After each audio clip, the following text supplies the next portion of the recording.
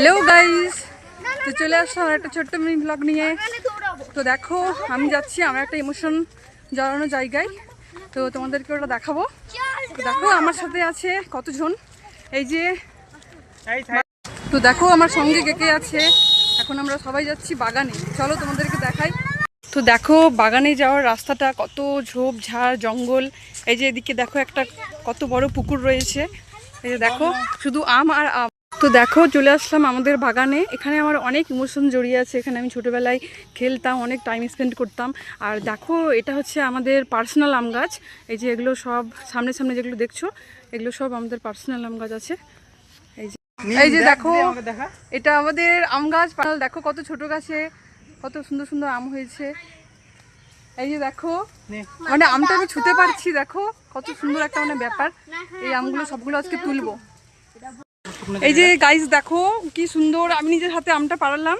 এই যে এই গাছটা দিকে, এই গাছটা দিকে দেখো, ওয়াও।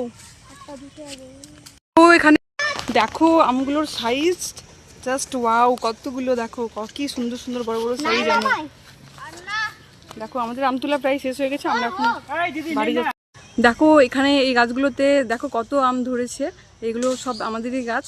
মানে আমরা মালদার মানুষ যেহেতু সবার বাড়িতে আম গাছ অ্যাভেলেবেল আম, এখানে বাগানে যেহেতু এসেছি সেজন্য এখানে আম আর আম, দেখো কত গাছ। এই যে এদেরকে দেখো সবাই আম নিয়ে দাঁড়িয়ে আছে। তো এই গাছটার মোটামুটি আমাদের আম তোলা হয়ে গেছে, আরও 4-5টা আম হয়তো বাকি আছে, এটা তুলে আমরা বাড়ি ফিরবো। তো দেখো গাইজ এই ছোট গাছটা থেকে এতগুলো আম পাড়ালাম, মানে দেখো এতগুলো আম পাড়ালাম এই ছোটো গাছটা থেকে। আর আমের সাইজগুলো দেখো মানে বেশ বড়, মানে ভাবা যায় না এত ছোট গাছে এতগুলো আম ধরেছে এই গাছটা।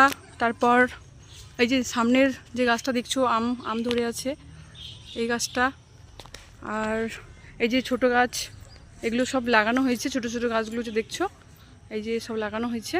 এই যে এই গাছ থেকেও মোটামুটি আম পেরেছি, এই যে এই আমটা পেরেছি। এই আমের সাইজগুলো বিশাল বড় বড়। তারপর এই যে সামনে একটা দেখছো এটা হচ্ছে ল্যাংড়া আমের গাছ, সামনে যেটা এই যে।